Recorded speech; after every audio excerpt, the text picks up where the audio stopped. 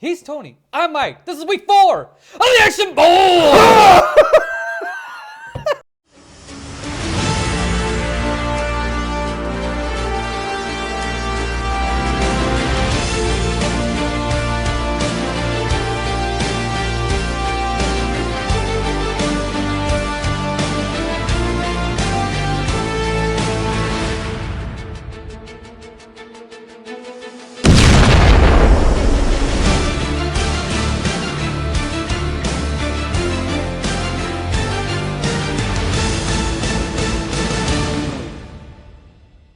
This is week 4 of the Action Bowl. We got Angelina Jolie going up against Jet Li.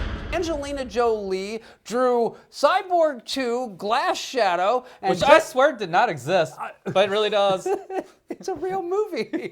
She stars in it and everything. Yeah. And Jet Li drew Black Mask. What do you want to talk about Let's do first? Cyborg 2 first. I had no expectations for this film. Same here. None whatsoever. Actually, I had less than no expectations. Yeah. This a joke? Guess not. No, I honestly thought we were going to wind up watching a film where, like, legitimately Angelina Jolie shows up in it for like 5 minutes and then she became a thing, and they're all like, we've got an Angelina Jolie film in our catalog. We got to pimp this shit out to the red box. And I was wrong. I was me too. Completely Oh, yeah. wrong. I'm going to say that it's a fairly straightforward film in that it is. Angelina Jolie is a new model of cyborg. She's been programmed with emotions and feelings and intuition, if you will. A hyper-sophisticated psycho-emotional program designed specifically for her. Human in almost every respect. And So she's basically indistinguishable from a normal human. Yeah. And then, so her main purpose is to be filled with this thing called, was it black glass or something? Glass Shadow is what Glass it's called. Shadow is Yeah. what it's called, yeah. Which is an explosive, so she's supposed to go to, I forgot. She's supposed to. There's 2 rival companies. There's the Pinwheel Corporation, Yep. and then there's like the Takahashi Company, I think Yeah. is the name of it. I'm not sure, but basically they're going to send her to meet up with executives from this other company, and then they're going to detonate her, and she is going to wipe out the entire board of that company, and then they'll be able to swoop in and take it over. And they demonstrate exactly how the explosive works very early in the film. Kick off. Holy shit! That girl is the blonde girl from the Stone Age. Oh. The chick from the Virgin Killers album. Oh. Are they going to fix you? They already did. Better kiss it goodbye, Cash. You're next. I knew I recognized her, but I was like, it's going to wind up being some like minor role. I thought she was maybe the blonde chick that was with Dolph Lundgren and Showdown in Little Tokyo. Actually, she is that Okay, same girl. All right, so there you go. So we were both right then. I feel better about my memory already. So you can't get me Alzheimer's. But that all being said, this also has the guy that. You better do it quick, pal, because I'm a felon now. Okay?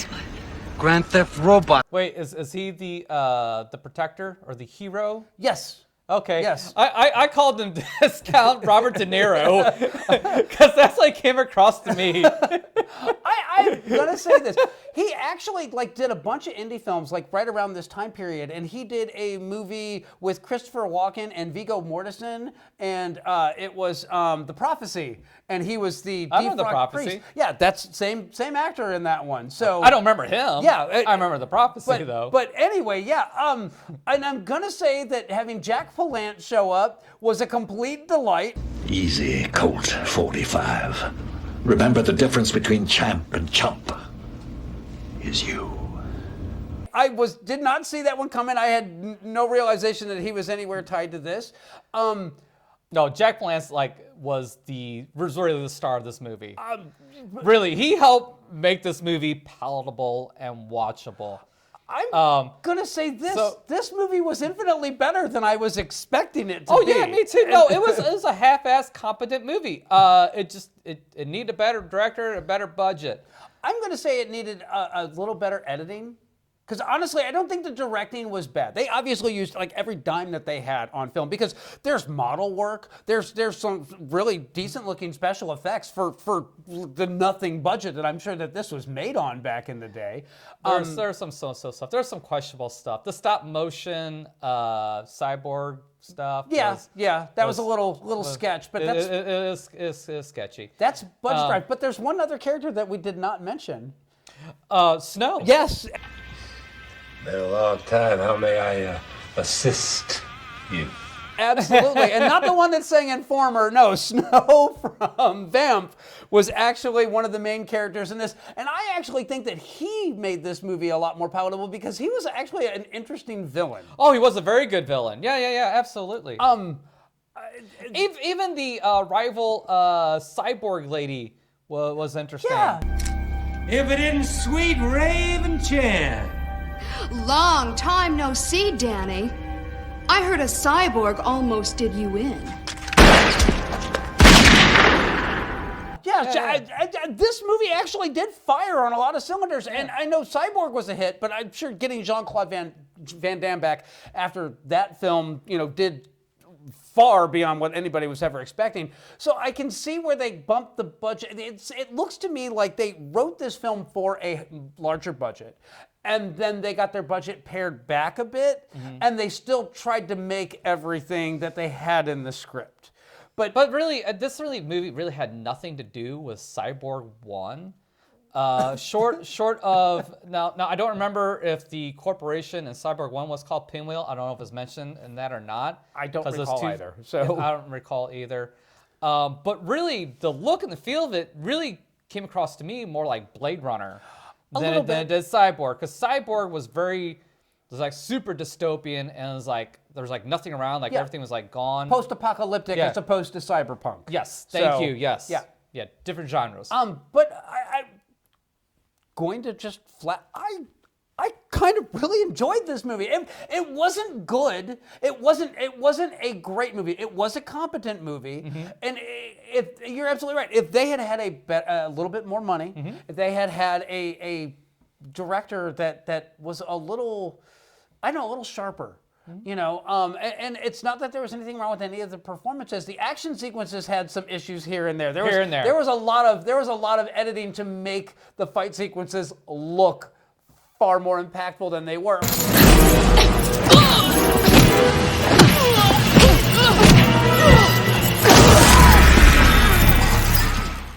And here's one of the sins of this one was the end fight scene with discount Robert De Niro and Snow, where they make this big deal out of this two-blade thing. We're going to turn blade 1 on when they fight, and then blade 2 when the other one. And they both go at the same time. The blades are this big and don't come into play until like the very last second in the fight.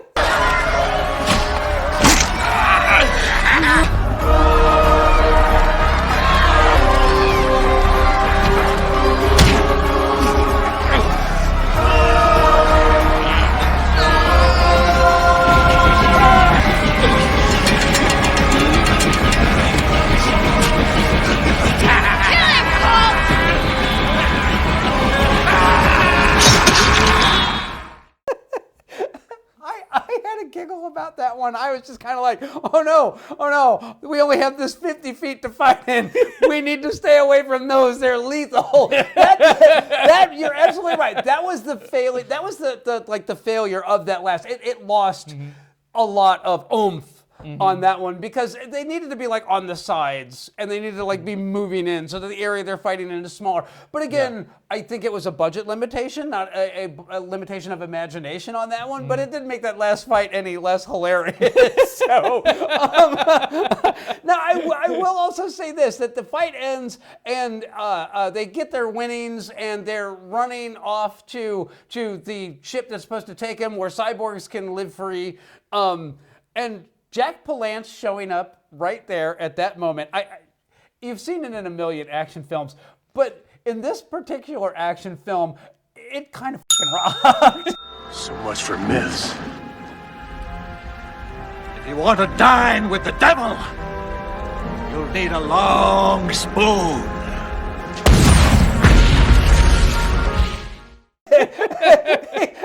It was kind of awesome. I gotta be honest. I was rooting while Jack Palance blew up. So, and I feel pretty good about that whole thing. So.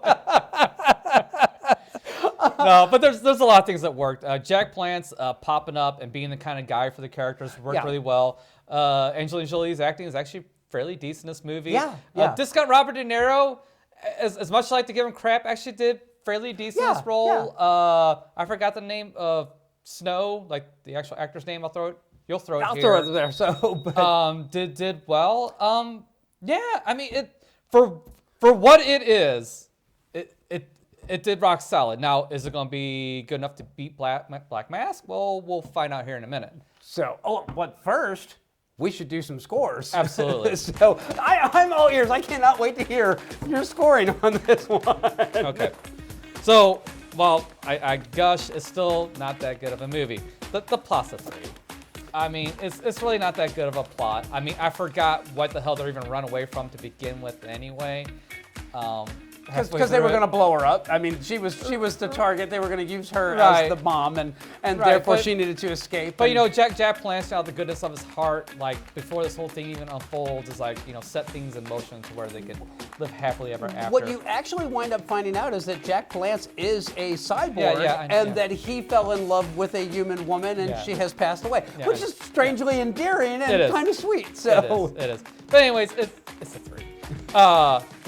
Style is a 4. I would love to give it a higher score, but the editing choices, some of the sets, like you could just see the low budget feel of it. Sure. Unfortunately, and if they would have not put the poor stop motion CGI of the cyborg stuff, if they took that out of there, if they took some of the tropes that were kind of big at that time, it's like everything has to look. You know what I'm talking about. It's very made for TV, like syndicated TV technology stuff. That's peppered throughout this, so that pulls it down. But as far as entertainment, it's a 6. I mean, it's above average, and it's far better than this movie really deserves. Yeah, I mean, really, when you get down to it. So, I mean, it's a 13. Yeah. You know what? I honestly don't remember how I scored this one. Actually, for the plot, I gave it a 7. Oh, wow. No, and I'll tell you why I gave it a 7, because it's a far smarter movie than Cyborg. The movie this is supposedly. I will give you that. It is. And it is. I will also say that this film dealt with a lot of the same topics that Battlestar Galactica dealt with a decade and change later, where, what makes a human and what's the difference between artificial life and real life. So there's some smarts here. There was a legitimate story. Now, I'm not going to say that the script delivered on all of it, but it characterized everybody well enough, and there was enough on the page to where the actors had something to work with. They could beef it up. And I will also grant you that every one of the actors in this had far more talent than the material, and they most definitely elevated this film. But the story by itself is solid. Yeah. The story by itself is solid, I think. For the style, I gave it a 5. I gave it a 5 because, you know what? For the budget that they had, they did the most with it. But is this ever going to be confused with a high-dollar film? Nope. No. But is it competent? Did they get everything across? Yes. Absolutely. And then for the entertainment, I gave it a 6. Okay. I was genuinely I did not expect to like this film, and I'm watching it and I'm going, hey, you know what? That didn't feel like a complete waste of time on this one. So for me, my score on this one is an 18. Ooh, this may be close to Black Mask, because I was expecting a 7 out of a story out of you for this movie. So, like I said, it's smarter than it's given credit for. And you could take this script, reshoot it with a budget, and shit, maybe even this cast. I mean, they're all too old now, but Jack Palance is dead. But you could recast this film, you could remake this film, you could make it standalone, not tied to Cyborg whatsoever, and it would work. You're not wrong. You're not wrong. So yeah. So coming up next, Jet Li, Black Mask. Stay tuned. All right, so film 2 for week 4 is Jet Li's Black Mask. I'm a big fan of Asian cinema and have been for a very long time, so I was familiar with this film. I have no idea what your take on this film is going to be whatsoever. So I saw this once long time ago, so long ago that I really didn't remember anything about the plot. The only thing I remember is that Jet Li wore those that stupid mask. That thing's still stupid looking. I don't care what anybody says. It's dumb. Now, having said that, I very much actually enjoyed this movie. It watches like a live-action anime. Attention, you are in breach of security. Surrender and you will be escorted back to the research compound. Yes. Yeah, that's and exactly what I was thinking while I was rewatching this one, was that this reminds me a lot of what was the geisha robot movie that we watched? The live action anime. Yeah, Robo-Geisha. Yeah. It felt a lot like that, but competently done. So because Robo-Geisha is a piece of shit. This is not. This is fun. The characters are good. I love the buddy cop. What's so funny? You wanna die? Hey there. Hi.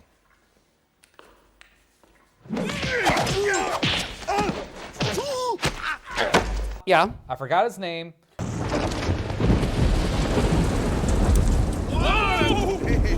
Let's hear it from Detective Rock.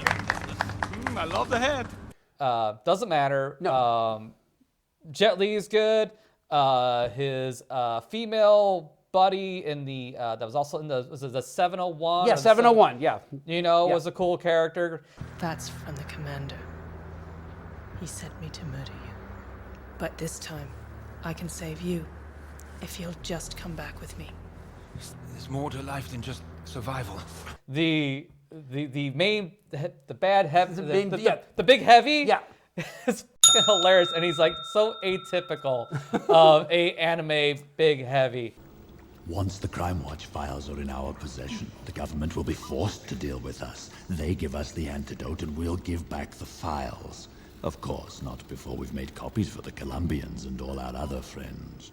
He's got the throne. He's got the big coat kind of cape looking thing going on, all this stuff. He's like supremely evil, and he could whoop ass at the drop of a hat. Yes. You know, as we were watching this movie, I literally was like thinking, I wonder if The Matrix borrowed from this, because there's a lot of look to this I was film thinking the same thing. That Yes. literally, it's very like, yeah, you could see that the Wachowskis kind of like, hey, you know what? What if we did this, but with a big budget?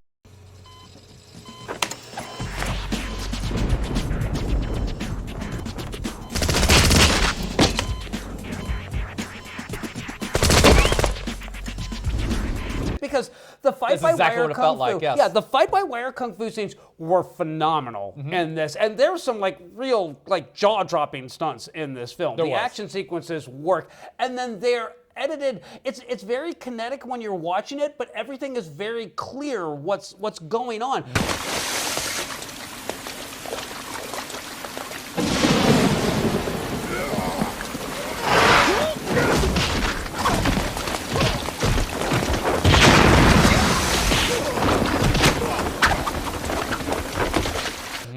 So it's furious, it's fast, and that's not a Vin Diesel reference, but it works. And this is a style of Asian cinema that like reminds me of a lot of the 70s kung fu films where they did a lot of fight by wire stuff. But in the context of this, because he is a super soldier that escaped and he's trying to like, you know, lay low and just live an unassuming life, and then the other super soldiers that got out have started this crime organization. This movie kind of slaps. I mean, it cooks. This movie's got it. And Jet Li like so owns this role. The mask, it looks like it's made out of black spray painted corrugated cardboard. Yes. It is dumb. And then he's dressed like Kato from the Green Hornet, but yet somehow you're like, it's fine. That's exactly how I would dress if I was him. Now, I will also say this. One of my favorite characters in the movie is the librarian girl that he winds up kidnapping. Oh, what happened to you? Oh my God, you're a mess. Oh. Get out. You've got to get out.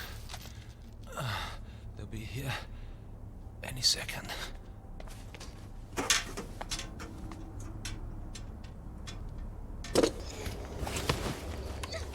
She's a silly character. Oh yeah.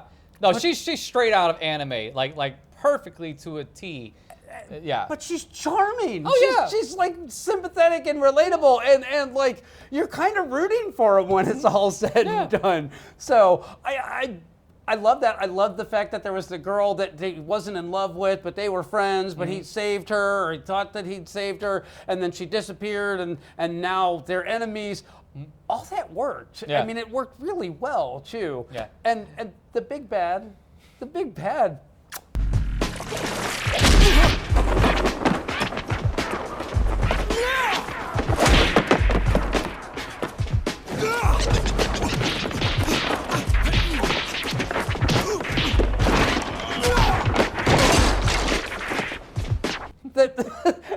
He was a spectacularly good villain. Yeah.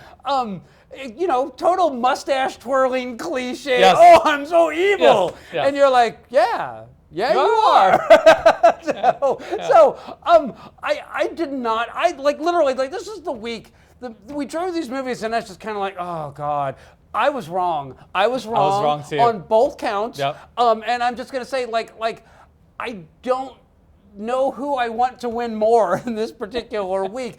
But that all being said, I've still got to hear your scores on this one. All right. So they're pretty favorable. Plot is a 6. Okay. It's competent enough, and it's just a cut above average.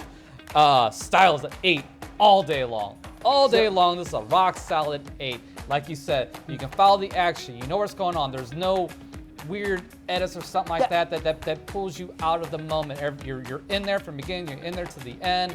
Entertainment is a solid 7. So that's a total what 21? I think 21. Yep. 7, 6, So 8, correct me if I'm wrong. Yeah, it's 14 and 7. So that's 21. So you're gonna go. For my scores, for the plot, I gave it a 5. It is a perfectly average action film's, plot. It's literally the same plot as Universal Soldier, Super Soldier. And he's got to fight as previous. Yeah, it's exactly the same, but there's a lot more charm here. So 5. It's perfectly average. For the style, I gave it a 7. And you're absolutely right. The fight scenes. They have the fight scene and they've got the bulldozer, and it's kind of great. I mean, that whole fight sequence, and again, in the hands of a less competent director, it could have turned into like just this big hodgepodge of visuals that everything gets lost in. It's so cleanly edited. You know everything that's going on. It's handled almost perfectly in that regard. And again, it comes off like a live action anime, Yes, and I forgot to mention that when I was giving my score. That's why I gave it the 8. So, and for the entertainment, I gave it a 7. I was Well, we're right delighted. I was delighted by this movie. I was like, I forgot how good this movie was. And there's a reason why Jet Li is famous the world over, and it's because, you know what, even his cheapy little Hong Kong films like this, they're crowd pleasers. This movie's fun. This is a perfect movie to grab yourself some beer, grab yourself some friends, sit down and just watch a great kick-ass action film. So my total score on this one is a 19. So our results are coming up. We're going to tally up everything and go from there. Stay tuned. So in a contest where we actually watched 2 films that were a whole lot of fun, it all boils down to the scores. And on this one, for Cyborg 2, Glass Shadow, I scored it an 18, you scored it a 13, so that gives us an average score of 15.5. And then Jet Li's Black Mask, I scored it a 19, you scored it a 21, so that gives us an average score of 20. So that means that, well, we'd never heard of Cyborg 2. I think this is the last that we're going to hear of Angelina Jolie.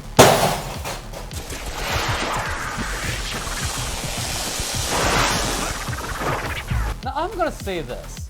While Angelina Jolie went to the action full of shame, it wasn't a shameful loss. No. Like by any stretch of the imagination.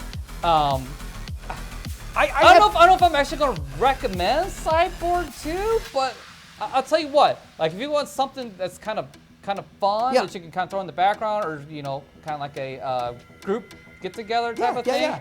Absolutely, check it out. I'm going to wholeheartedly agree with you on this one. I'm going to just flat say that, you know what, I am going to recommend this one to you. If you're a fan of Cyborg, Cyborg 2 is a perfectly competent sequel to that. If you're a fan of Battlestar Galactica, this hit on a lot of those ideas a decade before any of that. It's fun, and while I am sad to see Angelina Jolie go because she had a lot of good films in her catalog, and this was actually like a complete wild card for us because no one had ever seen it. Like a 50.5 is way more than I ever expected from this film. Yeah. When we drew it, I was thinking, oh, here we go. This is going to be bad.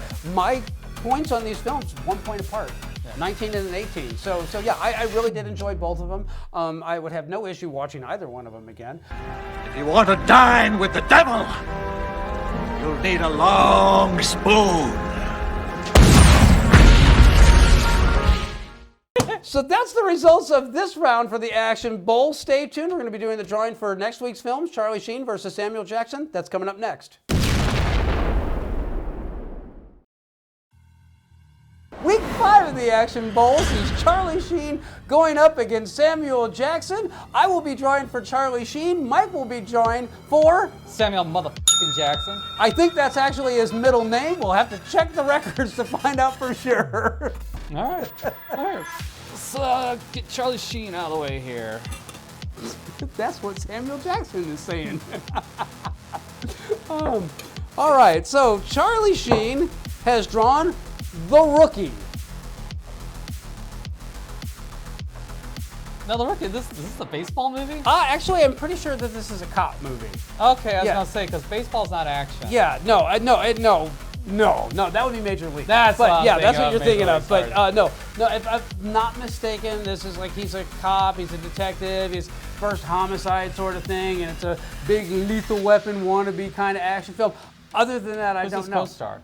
I think it's Clint Eastwood. Oh, really? Yeah. Well, this could be if I'm not interesting mistaken, if this is the movie I'm thinking, it's Clint Eastwood and Charlie Sheen, but I don't know. We'll find out. But, you know, that's the whole point of the Action Bowl. We watch a lot of action movies we never would have watched any other way. We had to put money on it. So for Samuel Jackson, let's see what we get here. Hopefully something good. Die Hard with a Vengeance. The only thing I remember about this movie is Bruce Willis walking around with the sign. Morning. Good morning. You having a nice day, sir?